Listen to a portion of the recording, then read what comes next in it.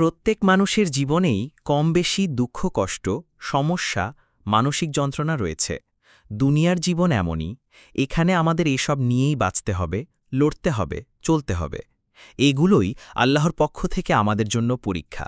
আর যারা এগুলো সহ্য করতে না পেরে নিজেদের শেষ করে দেওয়ার কথা ভাবছেন, তাদের বলবো দয়া করে থামুন। জীবন শুধু এই কষ্টগুলোই নয়, এর পেছনেও রয়েছে এক মহান উদ্দেশ্য। আপনি যা সহ্য করছেন, আল্লাহ তা জানেন এবং দেখছেন।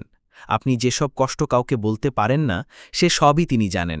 এই কষ্টগুলো অস্থায়ী, কিন্তু আত্মহত্যা স্থায়ী এক ধ্বংস, যা আপনার দুনিয়া ও আখিরাত উভয় ধ্বংস করবে।